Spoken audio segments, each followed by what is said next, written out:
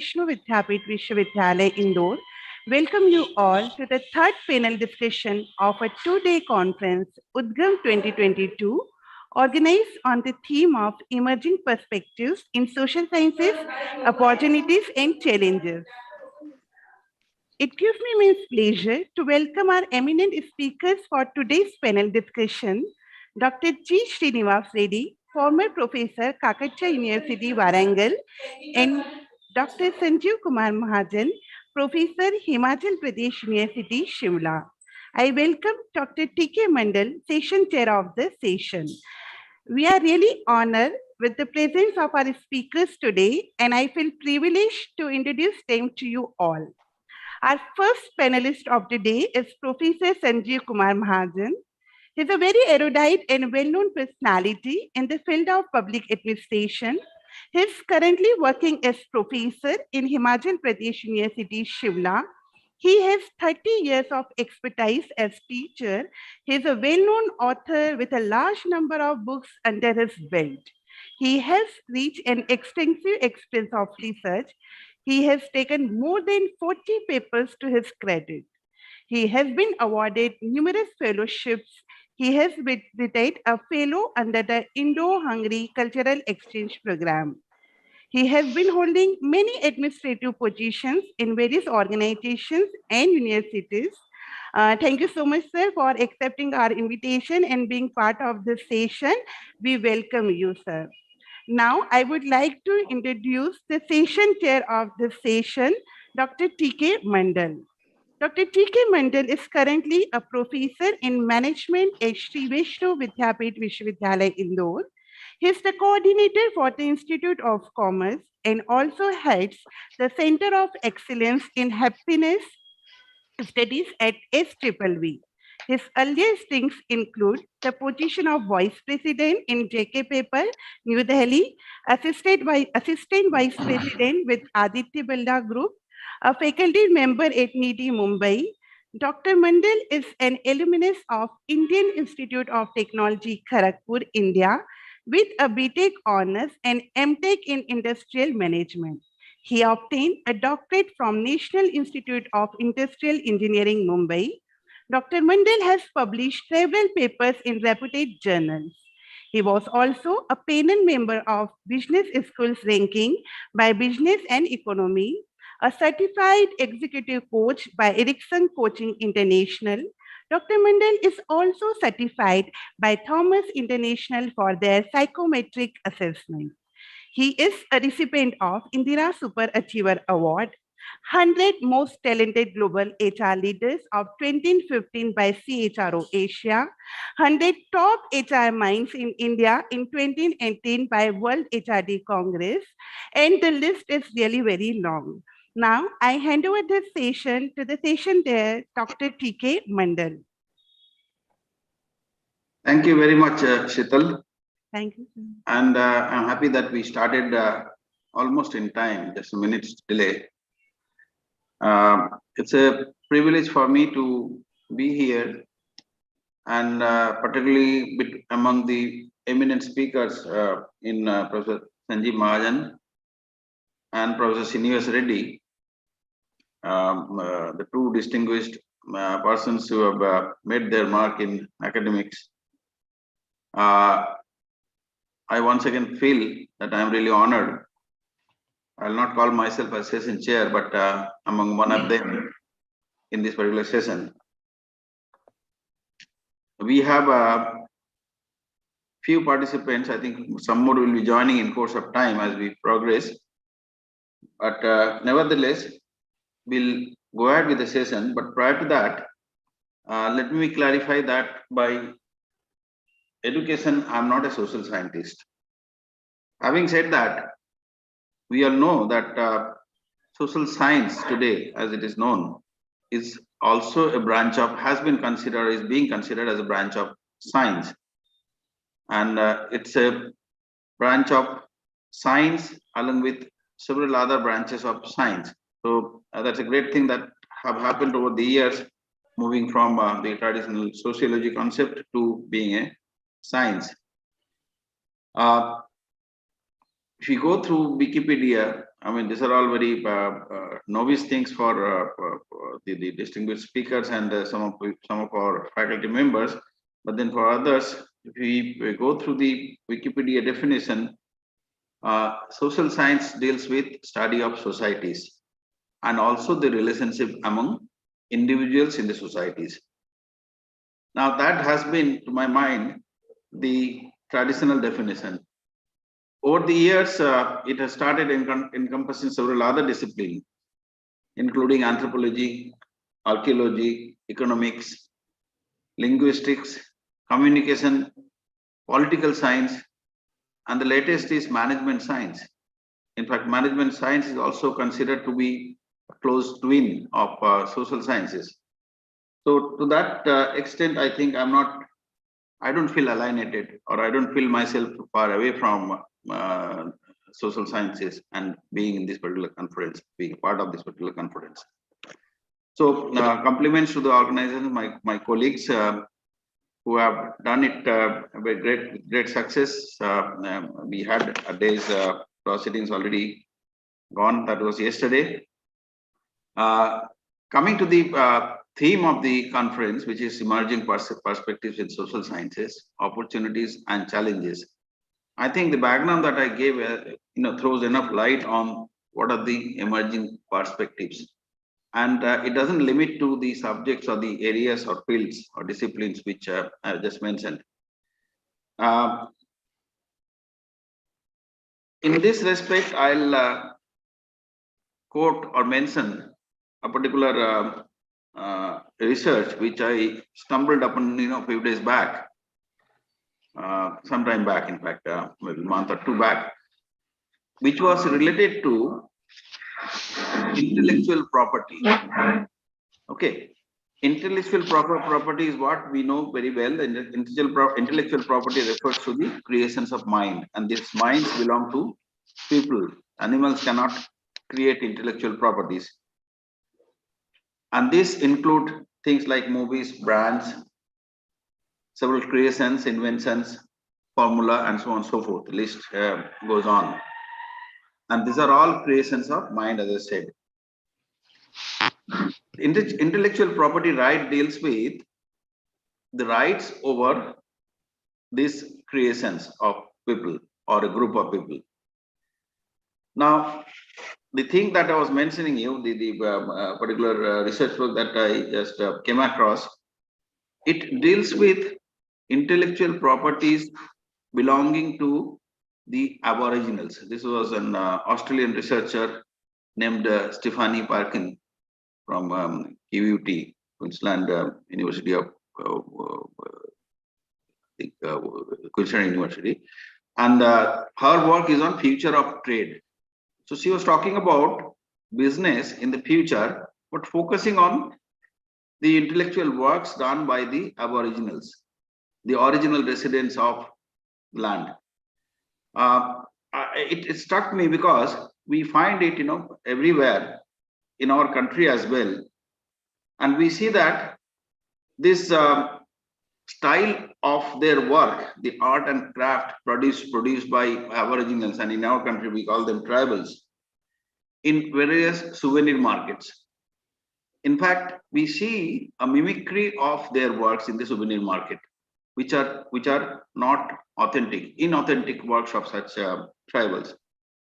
So this particular research spoke about creation of law to protect their style. You all have come across, there are a lot of things, even in Indore market also we see there are things apparently or looks like or resembles or a copy of works which they claim to have been done in Jhabua district, the tribal dominated district, but actually they are not. So it's in a way undermining the talent, the intellectual work of the original tribals and the original work, which we are copying and then selling it as their work. It looks like those things, but then it's a copy. Why can't we have a law? It's a far distant thought to even talk about it in our country, but then other places people have already started working on creating or protecting this kind of things of the original residents. the tribals, the old humanity. So the long example I gave is just to express my thought that social sciences has spread to such a distance. In fact, it has breached all other boundaries. Um, it has already breached boundaries of science and boundaries of management, as I said, linguistics, communication, and now perhaps it has also a very close cousin in the discipline of law. And the list may go on ending. I think if we dive into some of these works, we'll find connection of social sciences with many other fields, which we might not have even dreamed 20, 25 years ago. So this is, to my mind, is going to be the emerging perspective and going to remain the emerging perspectives in years to come, and it will continue. So therefore, we are in a very important conference, and understanding and realizing these aspects and the scopes of social sciences is extremely important, and it has opened the door, in fact, floodgates of various works in the discipline of social sciences. I don't want to continue any further because we have Professor Sanjeev Mahajan, whom we are all waiting to me to hear. With these words, I think I'll invite first Professor Mahajan to kindly enlighten us with his thoughts on the theme of the conference. Professor Mahajan, please. Thank you, Professor Mandal, for introducing the subject. My topic is, I'm just speaking on the theme of the conference, that is the emerging perspective in social sciences, opportunities and challenges. So basically, in this presentation, I've just introduced what is and why we are talking about social sciences. The first aspect I've started talking about from the individual's perspective, point of view. Now, as an individual, we have urge to be associated with others because it's a normal thing, and we've been telling our students and we've been listening this, man is a social animal. So what is that social content in that? So the basic point here is that we cannot live in isolation. I mean, normal man I'm talking about. I'm not talking about the normal man. Normal man cannot live in isolation. Why he cannot live in isolation? Because for him, society is considered a means to individuals' existence or survival. Now, from society, or we draw a lot of strength as an individual. Maybe sometimes we draw this strength out of fear. Maybe sometimes we draw out of necessity. Because when I'm saying that individual have a natural urge to be aligned or to be associated with others, because why we want it? We want some kind of a support. So the basically, which leads to that the goal or the purpose of the society is to promote good and happy life for its individuals. Now, because society is happy because of its individuals. So what society has to do then? Society has to create ideal conditions or opportunities for all-round development of the human being. So in my this discussion, the focus is human being. So that is why we talk about the relationship between individual and society is very close and promotes harmony. Now, wherever this fabric is distorted, we have problems in the society. And when we talk about the relationship between individuals and society, we see that ideally, because the word is we ideally speaking, that we should have conditions or opportunities for the betterment of the human being. But it is a common saying when two people are together or three people are together, there is bound to be a difference of opinion. Now, that difference of opinion, how that difference of opinion is resolved, that is the fundamental question here. Now, it is good to have a difference of opinion, but when you are able to resolve that difference of opinion, it is good and for the betterment of the society. But when that difference of opinion results into conflict, it is somehow going to affect the society. Right? So conflict, so there is a conflict between the individuals and the society because of our background, because of our customs, because of our traditions. And nowadays, we are seeing that society consists of people coming from all walks of life. In earlier days, when we didn't have mobility of people, so it was very easy to manage the society because we were living in a group, in a place where the same traditions and everything was being followed. When people from different walks of life started entering into a group, so there's going to be a conflict. So this conflict resulted in, so this difference of opinion is there in the society. And what to say about the society? We have a difference of opinion in the family itself also. So in family, we don't fight. We try to resolve it with arguments, with logics. But somehow in the society, we what we have seen over the period of time, these logics or these reasons they don't work it out. So conflict takes place. So social system functions in a situation it functions better when they have considerable control over the individual members.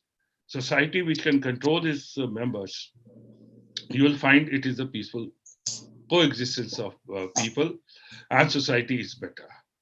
Where society fails to control its individual, then there is a problem in the society. So that further leads to other issues, which I'll be dealing later on. But these societies, when we talk about now, then within the society and another society, there is a competition going on, which strengthens your social system. So individual, society, and then the system we talk about. Now, this idea was voiced by Rousseau in way back in 1769, who believed that we lived better in original state of nature than under civilization. Now that means when we were living in a in a smaller area, in our own community, in our own environment, we were better human beings. When this civilization, when we started moving from one place to another, and when the society started growing with other people merging into that society, resulted in conflicts. So what we exactly see, he's talking about 250 years back and all that. Now, still that his thought is still prevalent today. Now, why? Because the relationship between individual and society is becoming interesting and complex day by day. Now, this complexity is creating a problem in a society. So, society is there's a famous quote we say it, society is a maze and not a race track, which means that society is very complicated now. So we cannot say it's a path where we can move on and everybody is allowed to move on that and there is no conflict. So it is very complicated. Now this statement basically reflects that the social sciences, given the fundamental task of navigation through complicated society, have always faced the challenging time. Now, this is simply means that society has not made things easier for the individuals. Now, these challenges are increasing day by day. Now, when these challenges are increasing day by day, the problem now comes or lies to handle that problem or to find a solution. Here, the role of social scientists comes. Now, social scientists have to empirically observe uh, and theorize the modus operandi, that is, how to look at way of doing things. Because ultimately, you need to find a solution to the problem. If you have a problem, you need to find a solution. Now, how do we find the solution? In a society, it is the role of the social scientists to do it. Now, in this particular in 21st century, in this millennium, perhaps we have seen that it poses the stiffest challenges, which is multidimensional, multi-layered to the social sciences. Now, these challenges are coming from left, right, center. I mean, from any direction, the challenges are coming because the society has become more and more complex nowadays. So it is when it is more complex, it is becoming more and more complicated. So that is why we see the challenges, stiffest challenges which we are facing is multidimensional and multi-layered also. The multi-layered means one after the another. The one problem is not resolved, another piles up. Then the third piles up, then the fourth piles up, and then the first one comes up. So it is multi-layered. So we need to understand the basic problem which the society is facing. So in that context, when we say what is the importance of the social science? Now the social science, where we say it is a valuable field of study because it helps us to understand better and navigate the communities around us, the where we are living, where we are talking about. So it is uh, where we can talk about that social science provides us a way forward to understand, navigate the communities around us. So basically, when we say this, that it helps us, we are trying to understand the human behavior of the individual and how that human behavior is being reflected and affected by the surroundings, and then it percolates or it comes down to the society. So social science tests, they basically helps us to understand the pattern and the trends which are available in the society. Now, the social scientists basically they provide insights and understanding the political systems, the economic markets, to social interactions, so which ultimately lead to human development. Now, if we see that in a complicated or complex society, there are many factors which helps us to develop a good human being. The human development is very important, and for human development, the basic need, a basic fundamental question is what kind of a social interactions we have. Apart from, because when you're talking about education, when you're talking about economics, when you're talking about the historical perspective, so it is all emerging out of the human social interaction. So what kind of a relationship we have with one individual and another individual, and that will lead to kind of complexities in the society. This knowledge, so created, helps us to take policy decisions because the background on the basis of which we gather information, it is translated into policy, and those policies basically help us to improve the social status and ultimately understand the understanding of the society, because you need a kind of directed uh, path through which we can understand the society, to understand the problems of the society and how to overcome those societies. You need to have a plan for that, and that plan is formulated in the shape of policies, and which then is implemented and reevaluated, and then we take care of the stock whether we have really achieved the target or not. So accordingly, you revise, reframe your policies depending upon the situation and the time. But the key advantage of social science is its ability to provide evidence-based solutions to the complex situation. Now, here the social science, when we talk about it, we try to understand the human behavior and its role in the society. Because the basic premise is the man is a social animal. So he's transferring his goods, good things or bad things to other people. And how others are being affected by that, that is the basic fundamental question. So you need to understand. So here we talk about the uses of research methods or methodologies which allows for a more objective and systematic understanding of a social phenomenon. Unless until we are able to understand the social phenomena, uh, why the root cause of the social phenomena, we cannot find a solution to that. Now, to understand that is very important. So here, social science helps us in promoting uh, progress and improving the human conditions. Because unless until we understand the problem, the basis of the problem, the root cause of the problem, it's only then we can find a solution, how to eradicate, how to overcome that problem. But unfortunately, in today's world, we are trying to look at a solution which is cosmetic in nature, just for the time being. It is not deep-rooted solution. So see, the roots are still there. The problem is still there, but we are just trying to do it superficially so that for the moment that problem is suppressed. But it is a normal saying that when it again comes up, it comes up with more vigor, more force. So that is more dangerous. So social scientists basically so helps in promoting progress and improving. We are talking about improving the human conditions. So by understanding the issues.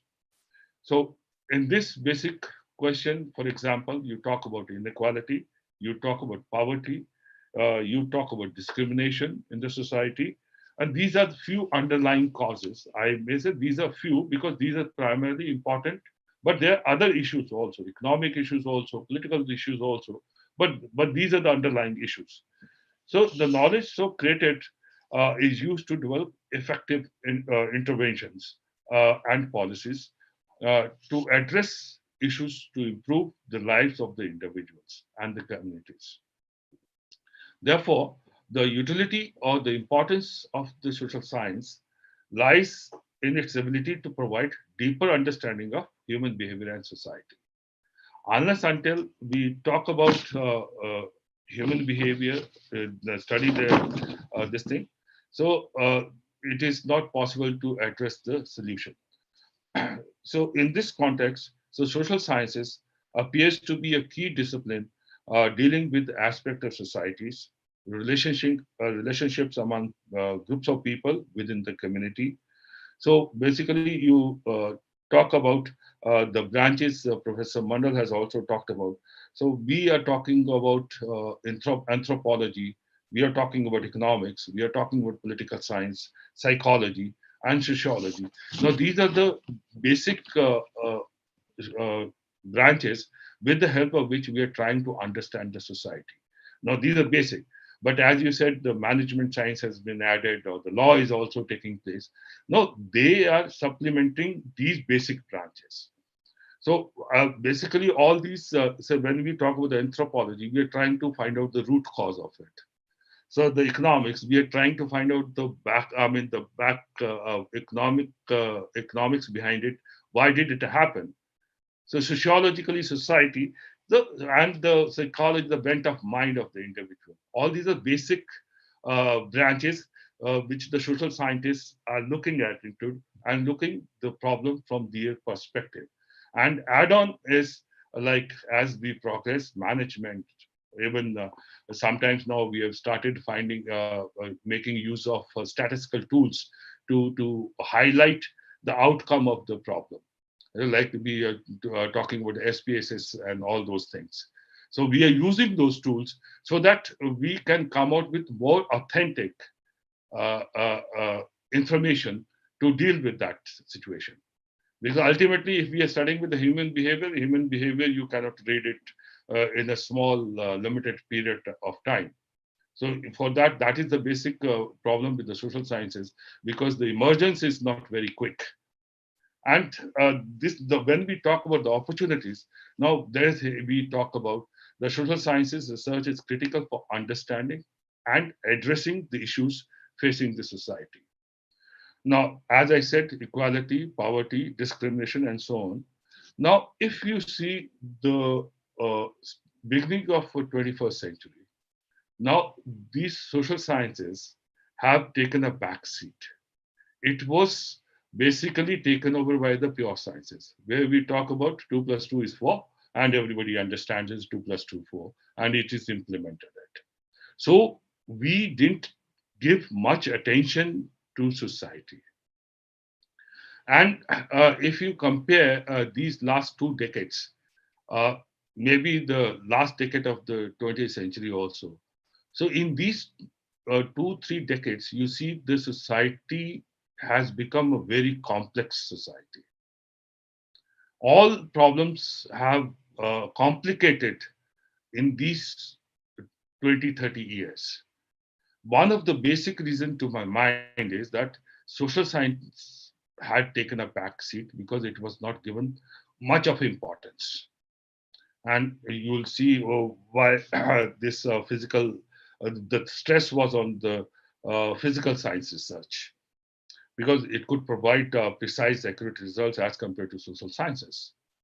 Now, again, the importance of this social science emerged after COVID-19 pandemic, when society faced a lot of challenges. Now, especially after the lockdowns, when the movement of the people were restricted. Unfortunately, I'm just sharing it. I mean, in this. So, four friends. I'm just a small story. It is the reality now. Four friends. We started talking during this pandemic, second or third, second week or so, just to know how we are, how everybody is at their homes. And slowly, in third meeting, so we made it a routine every week. I'll just take 2, 3 minutes and then I wind up because I think time is over. Basanta? No, no, you can continue, Professor Mahajan. Okay, okay. So then we started thinking of to develop a literature on COVID-19. And with the and last year in 21 May, we finished the book. And we are from the diverse field. One is a political scientist, one is a management professor, one is a very senior editor in NDTV. So we had all, and I am from public administration. So everybody had its own chair, and we came out of the book. It's called "Stop Predicting, Revisit Life." So the basic problem was that during pandemic, why I give this reference, that what we observed, that it is a human tendency. If something happens, we start predicting it. Okay, now this will happen, this will happen, this will happen. So the COVID-19 gave us an opportunity to understand, no, we cannot predict. You have to stop predicting. You have to revisit life. So this is the book which four of us have written.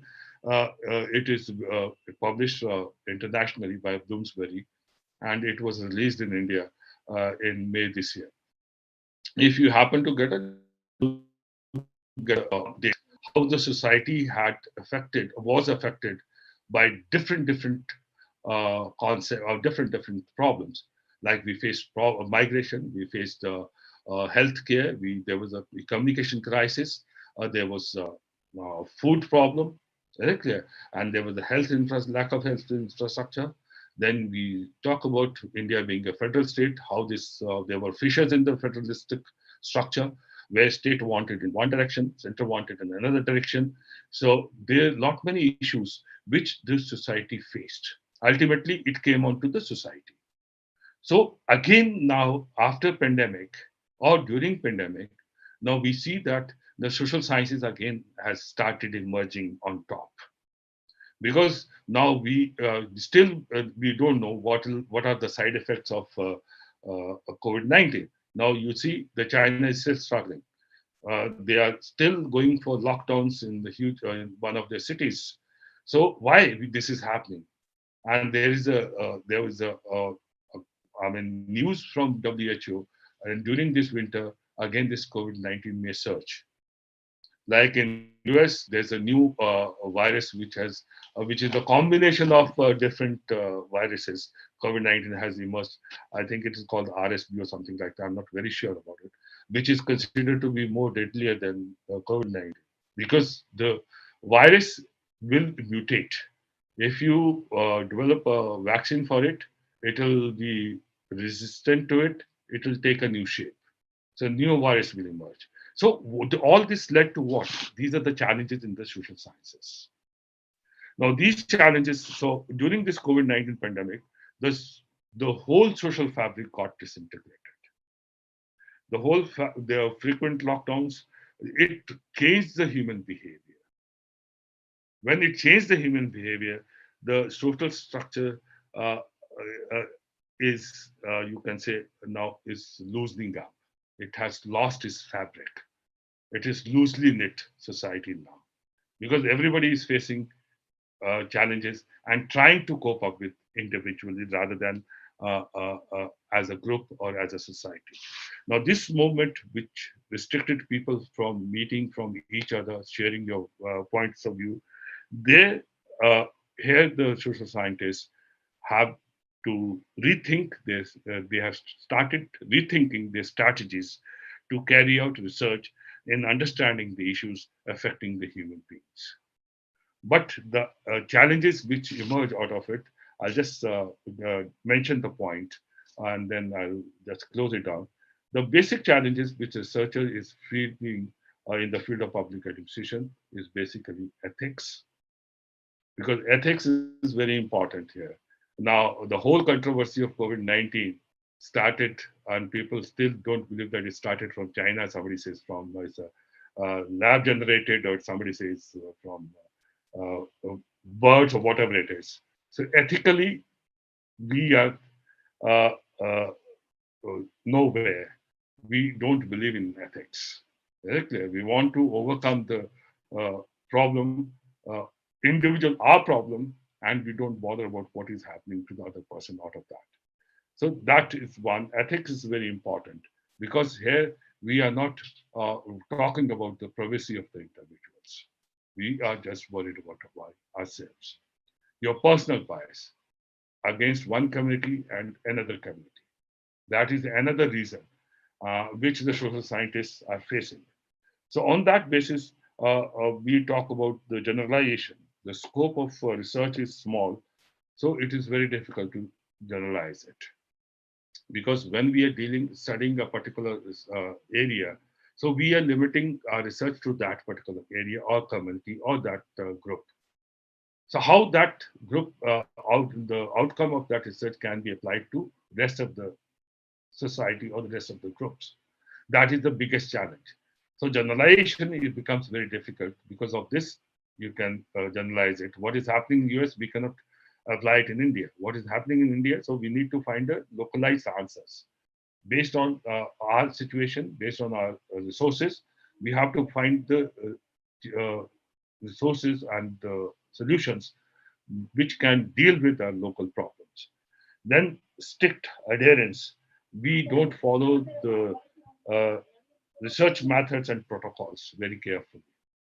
That is because if you see and interpretation of uh, the data. So we try to fit those data or interpretation which suits to somebody from where you want to get benefit. So you fabricate the data, right? Or you represent a half truth. I will not use the word fabrication because it will be very harsh. So you are not giving the full truth. You are not presenting the whole story. You are just presenting the one part of it which suits to a particular person or the institution or the organization. And on that basis, you want to earn fame and money for yourself. And lastly, social sciences is one area where we have the least funding. Money is not easily available for research. So we don't have many agencies which are coming forward to fund or to give money for carrying out research dealing with the issues. So lastly, this leads to public policy debates because oftenly we are looking at the outcome of social science research with suspicion. We don't give weightage to it as compared to the pure sciences because here there may be an element of bias, there may be other reasons, but the outcome of the social science research is not given that due importance which is given by the scientists who are carrying out in pure sciences. So this limited predictive success and lack of consensus in social sciences fails to impress the masters while setting the masters here means the political bosses and in setting the public policy. Now, this is how I have tried to study the introduction part and the relationship of individual and society, and what are the opportunities we have and what are the challenges we are facing today, and how these challenges have overgrown over the period of time, especially after pandemic. Thank you very much. Thank you very much, Professor Mahajan. That was an excellent deliberation, giving your views on challenges to researchers in social sciences. And you started from saying that, you know, the old proverb, man is a social animal, and going on to individuals, from individuals to societies, and then study also of people and society. And then you also spoke about conflicts, how conflicts are so natural, and which arise out of differences in opinion, which again is a human property, human characteristic. Finally, ending up with the challenges, and particularly focusing on comparison between physical sciences and social sciences. In fact, research on physical sciences and social sciences. You gave your views on what kind of importance or problems or hurdles social science researchers are facing these days. So thank you so much for being here and then giving your thoughts. We'll take up a couple of questions if they are there right now, because we could have postponed them, but then we'll be on the same track if we take them up right now, if there are any. So I'll request the participants, if you have any questions, you can put it across either directly or through the chat box, question answer box. Anyone? Of course, you'll have another opportunity at the end after Professor Srinivas Reddy speaks. I'm sorry, Professor Mandal, I'll be leaving immediately after this, because I have to go travel to Delhi right now. Oh, so if any question, I will be happy to answer. Okay, absolutely fine. Yes. Anybody else? Any other question? The last call. Otherwise, we'll move on. Okay. Thank you, Professor Mahajan. I think we'll not have the opportunity to formally give you the vote of thanks, but then right away, our gratitudes to you, and then we love listening you. And we hope that we'll be again coming together on the same platform, preferably on a physical platform. Definitely. It will be my pleasure. Thank you, Professor Mandal and Basant Gauri and Sheetal. Thank you for giving me this opportunity to interact with the people. It's wonderful to connect to people from different backgrounds. It's my privilege. Thank you so much. Thank you. Okay. Right. We invite now Professor Srinivas Reddy, who's ex-professor of Kakatiya University from Warangal. Professor Srinivas Reddy, please. Hello. Yeah. Open your video, sir.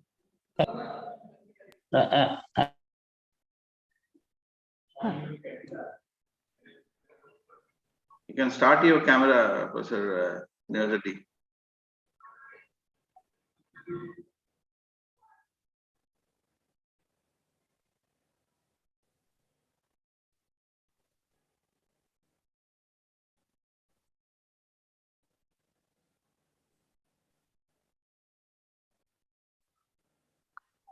Are you with us, Professor Reddy?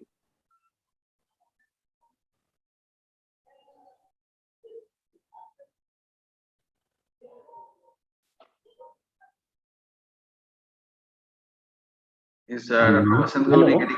Yeah. Hello. Are you with us? Yeah, I'm with you. Hello. Yeah. Can you switch on your camera, Professor Reddy?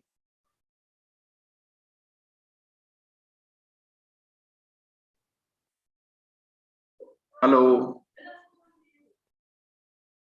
Dr. Basant Gauri, are you getting in touch with him? Yes, sir. She is calling her. Okay.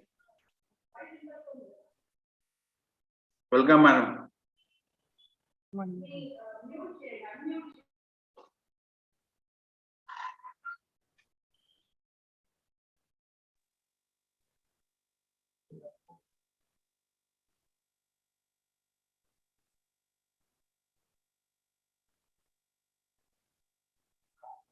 Professor Mahajan had to leave.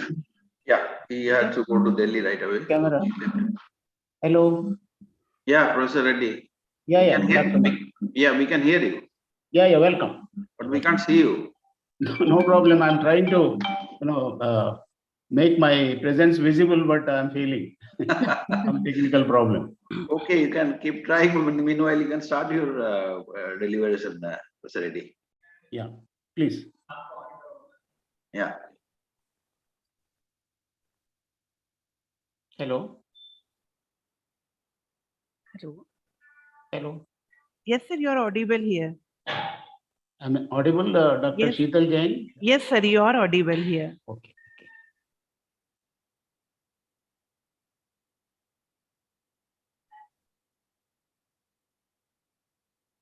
Is there any problem? No, Ready, no, sir? Doctor. Okay, Yeah, you can start with your Can I presentation. start? Yes, yes, sir, you can. Okay, okay. Dr. Mandal, Dr. Vasanta Gauri and other colleagues over there, it gives me great pleasure to speak to you on a theme entitled Postmodern Public Administration, an anti-theory theory.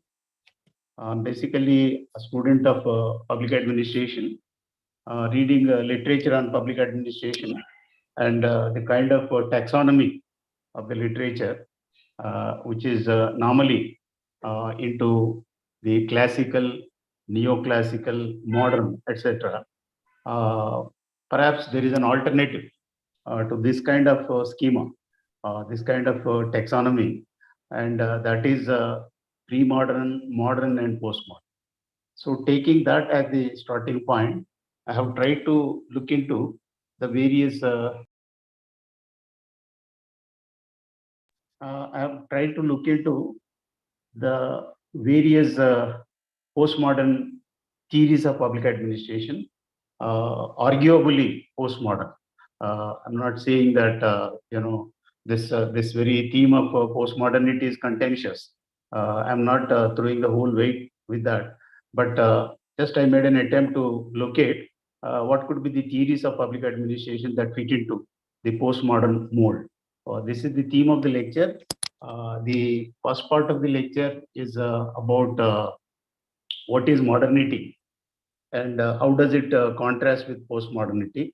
And then in the light of that, I'll touch upon some 14, 15 theories, which loosely may be called postmodern theories of public administration. This is the overview of this. And finally, postmodernity is anti-theory. And postmodern theory is a kind of contradiction in words. It is anti-theory, but yet it is the postmodernists are advancing something. This is the theme line of the talk I'm presenting. Now, as I mentioned, the old classification of public administration theories in any standard textbook on public administration is into classical, neoclassical, modern, and more of them. But as I mentioned, if you take this as a frame of reference, modernity in the center, pre-modern, postmodern, so we get a different picture. Modernity is both a historical period and also a metaphor in that sense. Modernity is rooted in the belief that science would free mankind from natural and social constraints and development. And the important propositions of modernity are number one, it's a devastating critique of modernity. Postmodernity is a devastating critique of modernity applied to public administration. As some scholar made a point, it rejects almost 90% of public administration.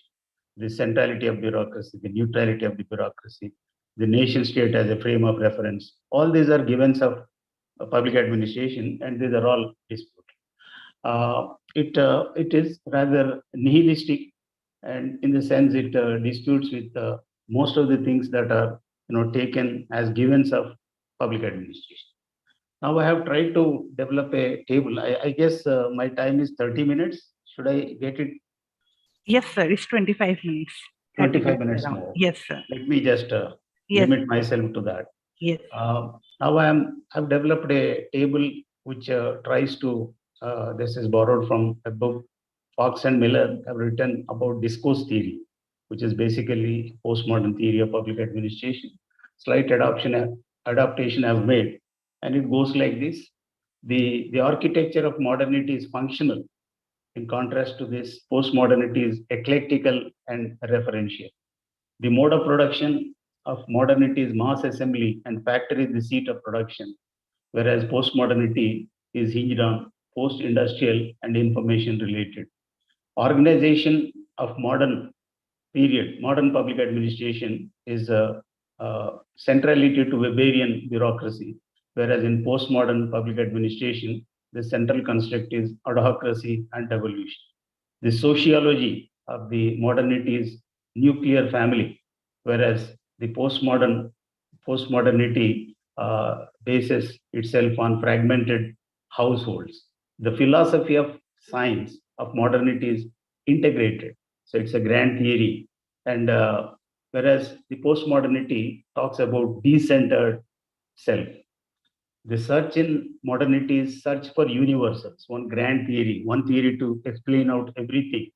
Whereas the postmodernity, there is a search for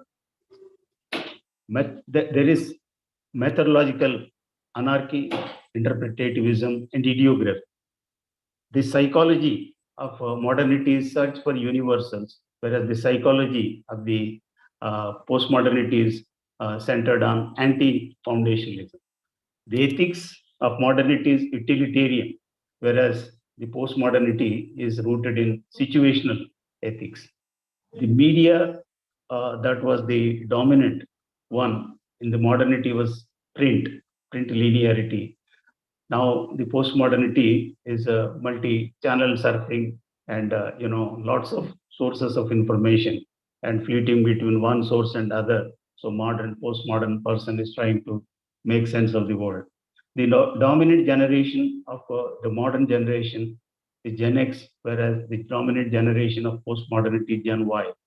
The impulse of modernity is integration and centralization, whereas the impulse that comes for postmodernity is disintegration and decentralization.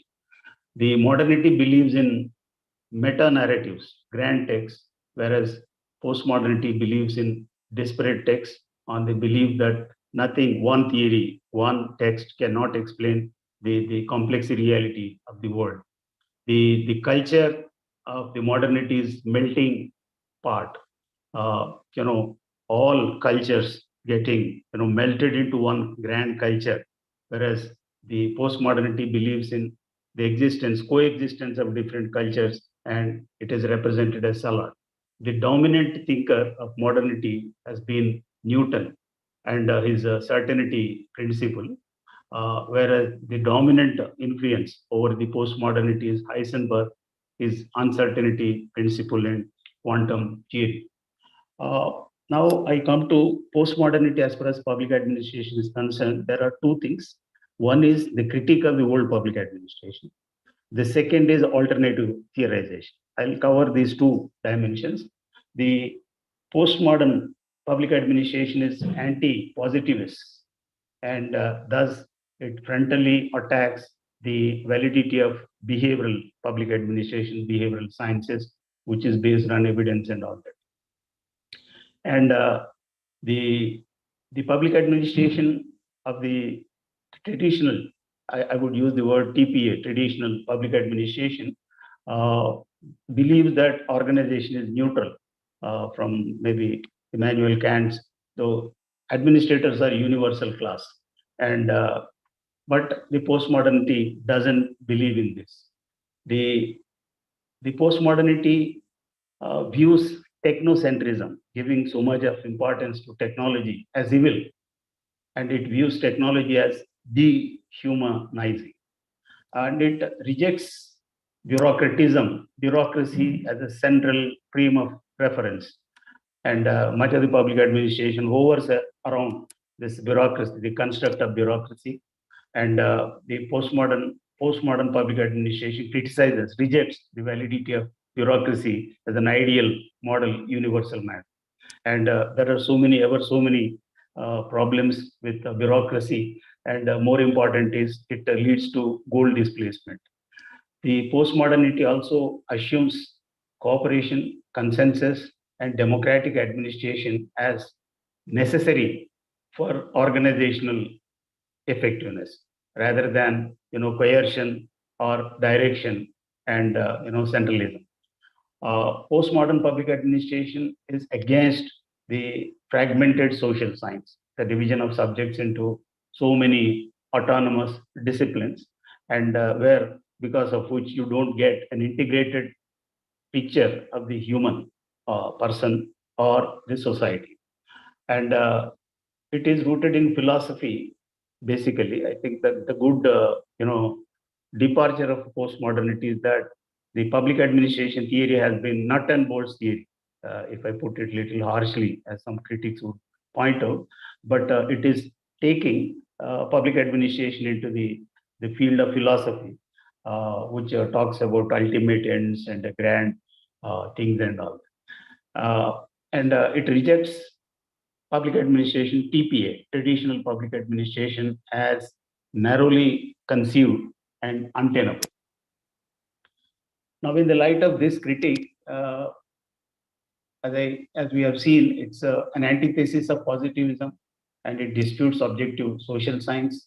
And now I come to the important theories. I would quickly read out the names of these theories. I have listed out some 14, 15 theories, which might, form part of the post-modern frame of reference.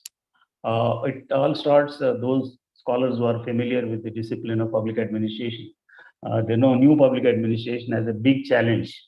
I think it was very, very important. Dwight Waldo's, under his tutelage, the young public administrationists, they challenged, they rebelled against the givens and orthodoxy of public administration. Perhaps in theorization of public administration, new public administration, if we go temporarily, because I said postmodernity could be an approach which can be going either and either before or after. But as a point of departure, I have taken new public administration as a point of departure. This one, and then the new public management, which tried to inject managerialism into public administration, public-private partnerships, and all that, and recommending because this is backed by the neo-right, rise, and there has been the advocacy of the new public management, which has basically originated in OECD countries. Then there is the public value theory. There are a set of theories known as governance theories, a theory of good governance, network governance, and a whole lot of theories of governance are there, which try to shift the focus from organizational hardware to organizational software, from the structures to process. And there are so many individual theories of governance. There is this critical theory, which like Karl Marx argues that the purpose of social science is not only to understand, but also to change the reality, to bring in a new reality that suits the human condition. There is structuration theory, phenomenology, discourse theory. There is also feminist theory of public administration, public choice theory, new public service approach of Dennard and Dennard, network theory, anticipatory governance theory, chaos theory, and theory of engaged governance. These are all just the names I've read out. Now I shall slightly, run through the themes of these various theories. The new public administration has been the offshoot of the Minnowbrook Conference 1, and this has been anti-theoretical, anti-positivist, anti-hierarchy, anti-management, anti-techno-centric, and it has rejected the givens of public administration. It was a big shock, and because of which, and this was the new public administration has been organized this event of the first MENO Group conference was organized by Dwight Waldo, and but because of this, Waldo was considered to be a pariah, untouchable of public administration. He has also said that Woodrow Wilson's argument that politics administration dichotomy as the beginning of public administration also he rejects as ahistorical. This is the significance of this theory, and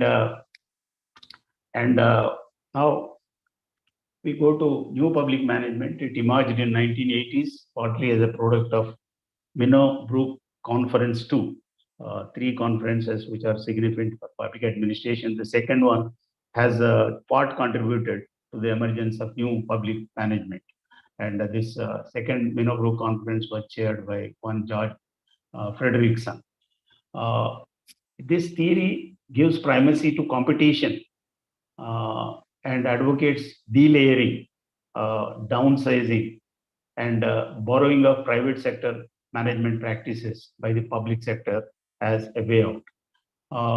Indeed, first emerged in OECD countries like UK, USA, New Zealand, Scandinavian countries, and the important impulses came from the Thatcherism, the new right, shift in the British politics and also Reaganomics of that time. The new public management is anti-public sector, pro-private sector, and puts individual over the community, the consumer over the citizen, the economic over the social, the competitive over the collaborative, the passive commodity consumption over active social participation, and personal choice over community responsibility. So this is perhaps one can sum up as a new public management.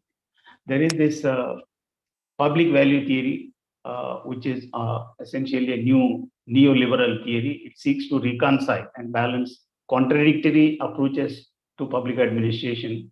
And basically, these two theories I have just mentioned, new public administration and new public management, it seeks to strike a balance between the two. And it attempts to combine economic efficiency, organizational practices, rationality and independence in public administration, and the formation of public values and interests in an encompassing approach. It aims at reinvigorating the role of publicly formed values in public administration theory research, and it shifts focus from input to output, from public interest to public's preferences, from just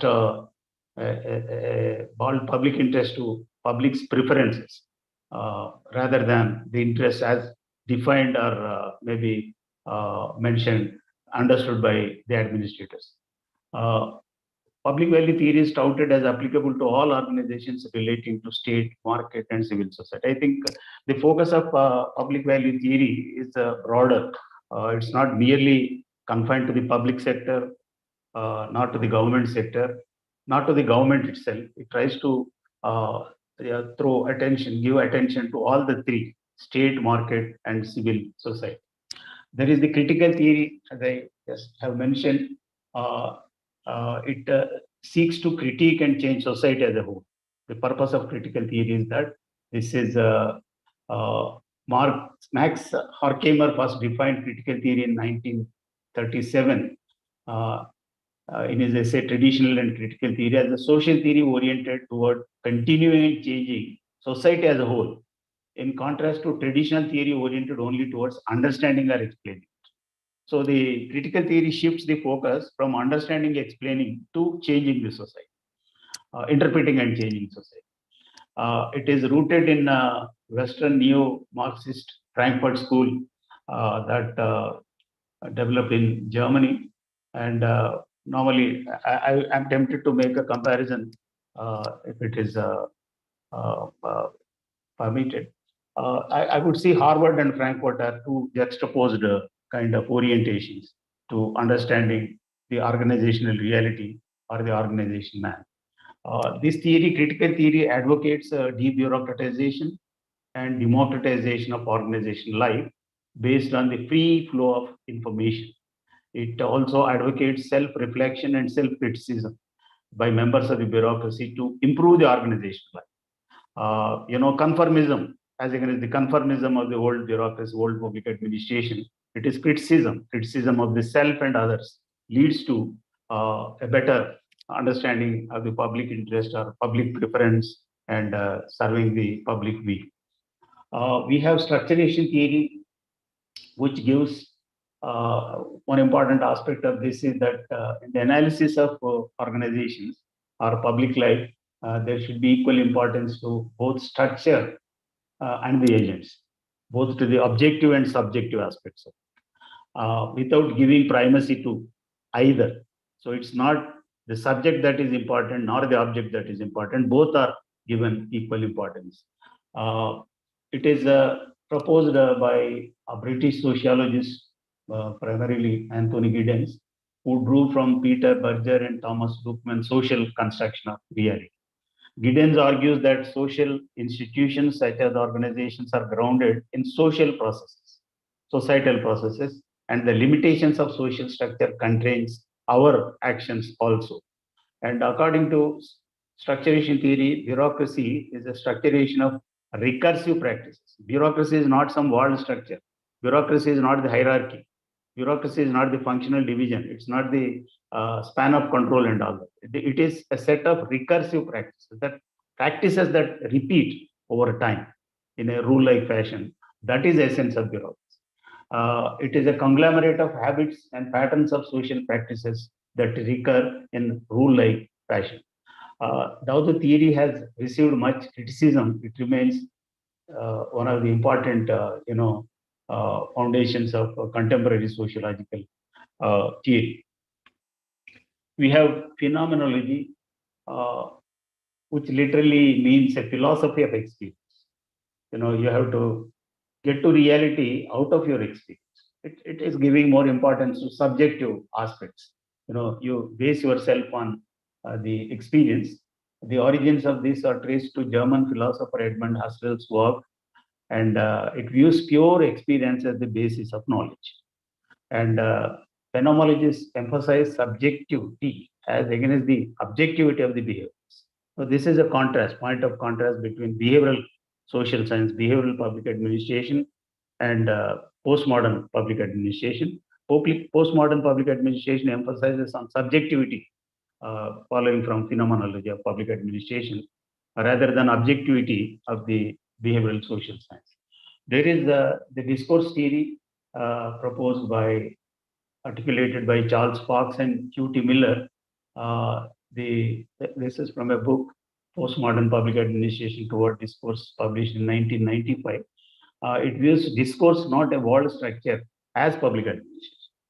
Now, the most important aspect of this is public administration is a discourse.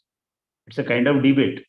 In that debate, so many people are participating. Everybody is contributing to debate, and those who are carrying the debate forward, backward, or to one particular direction, they are the administrators. And therefore, public administration is defined as something like meaning capture. And they view public administration as public energy field. And it also says that free speech is not enough. The democratic public administration believes that if there is freedom, free speech, everything is taken care of. But it says, discourse theory says that equal opportunity is important. In discourse, what is happening? The dominant are able to carry the the debate to their side, but equal opportunity is important, and it also focuses on symbolic politics. So the politics of the post-modern era is symbolic politics. It is critical of constitutionalism and communitarianism. So putting too much of store on a good constitution and believing that constitution will take care of, or just giving importance to communitarianism in public administration, embedded in public administration, are also concerned only with legitimacy. Your constitutionalism and communitarianism, importance to constitution, is used to justify what you are doing. And reference to communitarianism is also to justify, but it doesn't lead to better public policy making. This is the contention of discourse theories. and it rejects public administration, policy administration dichotomy also. And it says that it is important to have a pluralistic vision of public policy. And it redefines public policy as a struggle for meaning capture. Exactly, public policy just is a struggle for meaning capture. There is this feminist theory of public administration, to which some important contribution has been made by Camilla Stivers, whose books are many. And one that's very important is Gender Images in Public Administration, Legitimacy and Administrative State, 1993, and Knowledge and Power in Public Bureaucracies, 1988, and even more importantly, Bureau Men and Settlement Women, 2000. In this book, he says there is a gender division. So bureau is office. So men are in office and women are on the farm. So bureau men and settlement women. So this is the kind of thing. And I am tempted to even add Mahatma Gandhi as an important contributor to feminist theory, in the sense that there was a feminist slant in the freedom struggle. Is Satyagraha was a concept taken from women's passive resistance, and it has worked wonders in winning the freedom of the country from the mightiest of the empires in the world. I'm not able to elaborate more on this, but this is also this. And then there is the public choice theory of Vincent Ostrom and James Buchanan. These are two important contributors, and it is based on economic forms of reason. It advocates that one standard, typical, stereotypical administrative system. Like Max Weber said, legal relation authority is the best. You should have an appointed official, merit-based selection, rules, regulations, written documents, and all that. This is not justified. Public choice theory say that there should be diverse forms of organization. There are diverse ways of doing it, and let people have, some economists would define development as freedom of choice, expanding choices. If you have more choices, you are more developed. So similarly, applying that logic, it advocates that there should be choice for people to have their own chosen form of organization. Let there be public organization, private organization, NGOs, third sector. So let people choose. Let there be services rendered by so many things. This public choice theory advocates organizational pluralism, does, and supports existence of variety of forms of organizations. And in addition to public, private, NGO, it also advocates public-private partnership. So let there be different models. Whichever works best will be the one needed. And there are a whole lot of governance theories. Governance is a broader notion than government. It emphasizes more on interaction. It emphasizes more on process. It emphasizes more on the informal side than the formal side.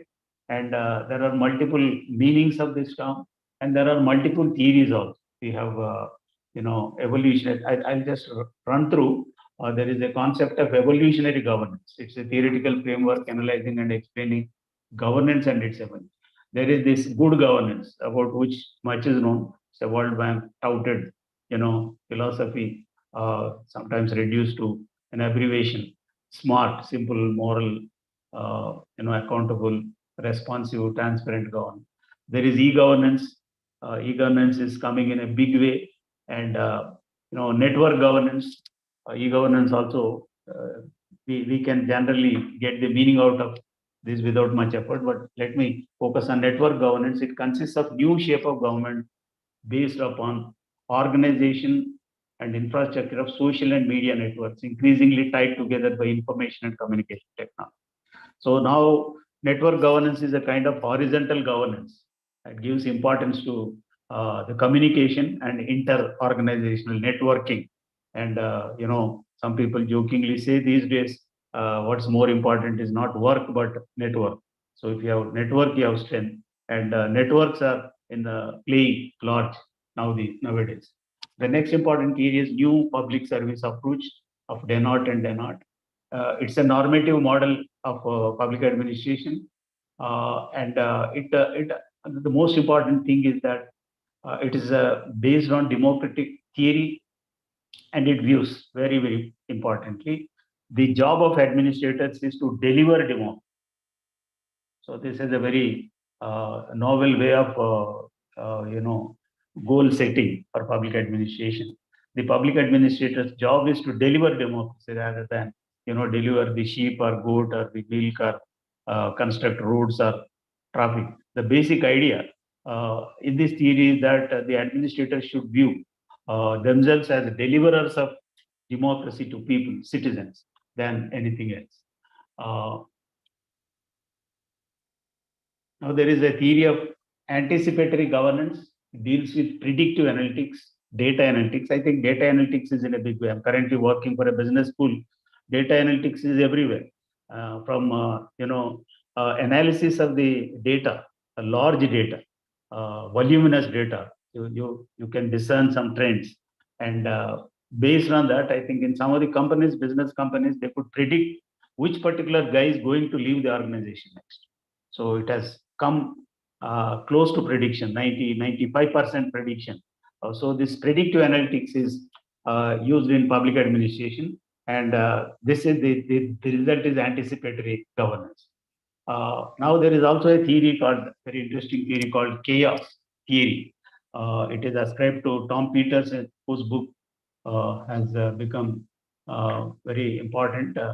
It had a lot of limelight. Search of Excellence, 1882. It is backed by McKinsey and companies, researchers, and all that. And this theory believes that, we say, there is a method in madness. In chaos, also there is something.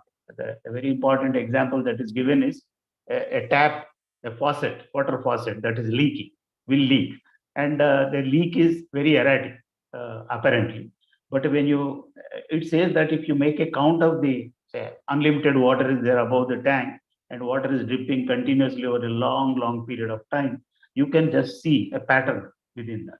So that is the idea.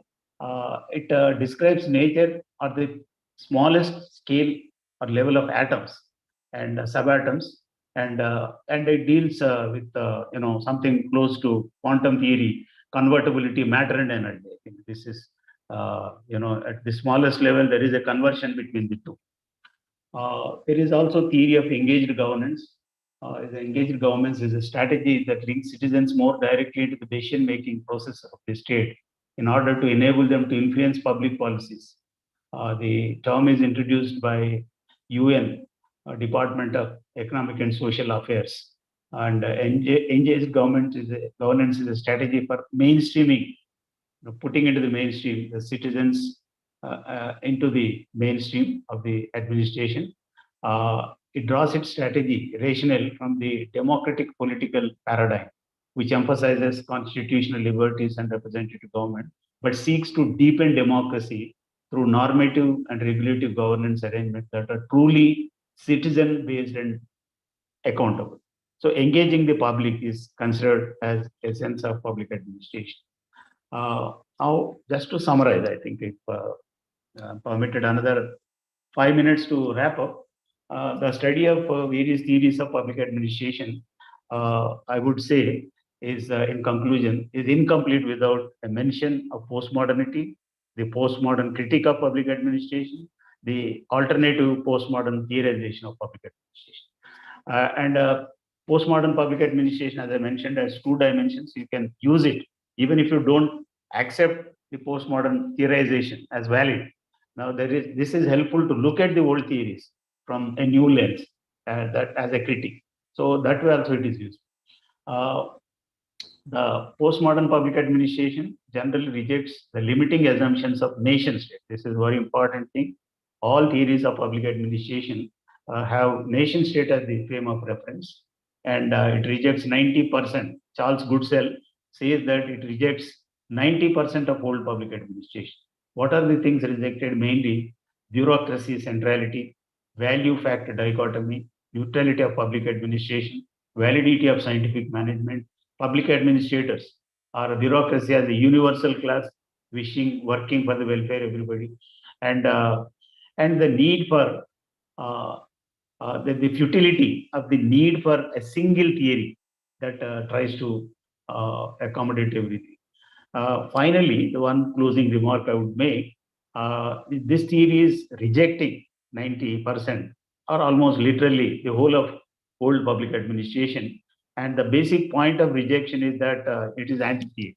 It is rejecting everything, and there is no guarantee that this theory also will not be. Therefore, I would end up by saying that postmodern public administration theorization is anti-theory. So thus it is a contradiction in terms. So Dr. Mandalji and friends, I have finished what all I wanted to quickly run through because of the paucity of time. I am open for discussion. This is where I would like to conclude and thank Dr. Vasant Gauri and the university and others for giving me this opportunity. Thank you. Thank you, sir. Thank you. Yeah, I think Professor Srinivas Reddy has thrown light on the postmodern theories of public administration in great detail. I think from an academician's point of view, excellent thoughts, and I explained the importance of several things, and among them which perhaps struck me was networking. So I think a good deliberation. Since we are already quite late for the next session, if we can take 1 or 2 questions maximum, if at all somebody has. Otherwise, we'll like to wind up. Anybody wants to ask anything? No, I think I'll hand over back to Sheetal for closing the session. Yes, sir. Thank you so much, sir. So it was really a great honor to listen to all the speakers today. And now we are moving towards the end of the session. And I take this opportunity to thank our speakers for today's session, Dr. G. Srinivas Reddy and Dr. Sanjeev Kumar Mahajan, sir. Once again, thank you so much, sir, for taking time out from your chock-a-block schedule and being with us and enriching with us with your expertise and golden words. I'm thankful to audience here. Thank you so much for joining and for your patience listening. I'm really very grateful to Dr. T.K. Mandal, session chair here. And thank you so much, everyone here. And just a last request, just turn on your video so I can take a screenshot here.